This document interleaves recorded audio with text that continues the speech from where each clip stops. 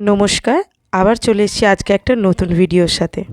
আজ আপনাদেরকে দেখাবো কেক বানানো, আর এটা হচ্ছে ফ্রুটস কেক। হ্যাঁ, তবে এটা আমি নিজে থেকে তৈরি করিনি। মিন্স আমি নিজে কোনো এক্সপেরিমেন্ট করে তৈরি করিনি। এটা আমাকে শিখিয়েছে কাবেরী মাসি। হ্যাঁ, অবশ্যই আমি এটা নিজে হাতেই চেষ্টা করে তৈরি করেছি, যাতে আমি নিজে শিখে যাই। একদিনের মাথাতেই এটা আমি শিখেছি, যেহেতু কাবেরী মাসির কাছেও বেশি সময় ছিল না, আর আমাকেও আসাম থেকে ফিরতে হতো। এটা আমি শিখেছি আসামেতে। আসলে আমার নতুন কিছু দেখলেই একটা শেখার কিন্তু আলাদাই ইচ্ছা থাকে।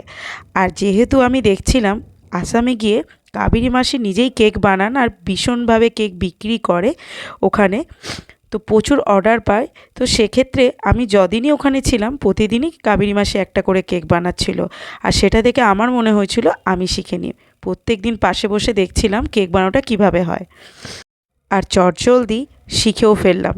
দেখে একবার ট্রাইও করে নিলাম যে আমি দুটো কেক ট্রাই করে নিই। এটা বানিয়েছিলাম ফ্রুটস কেক।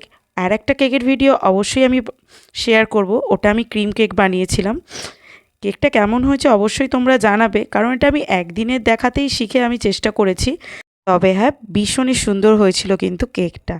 দারুণ খেতেও টেস্ট হয়েছিল, ভীষণ সফটও হয়েছিল ভেতর থেকে কেকটা।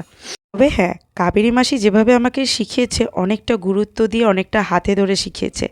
এভাবে যদি কেউ কাউকে শেখায় তবে একদিনেই শেখা এটা সম্ভব, আমি মনে করি আর কি। তবে সত্যি কাবেরী মাসি, তোমাকে অনেক থ্যাঙ্কস। তুমি আমাকে ফ্রি অফ কস্ট এত সুন্দরভাবে জিনিসটা শিখিয়েছো। এত সুন্দর একটা কাজ আমি শিখে আমারও ভীষণ ভালো লাগছে। আমি একটা এত সুন্দর জিনিস বানাতে পেরেছি, আর বানানোর পর আমার ভীষণই আনন্দ লাগছিল, যেহেতু এটা আমি নিজে হাতে বানিয়েছি। ইনি হচ্ছেন কাবেরী মাসি, যিনি শিখিয়েছেন।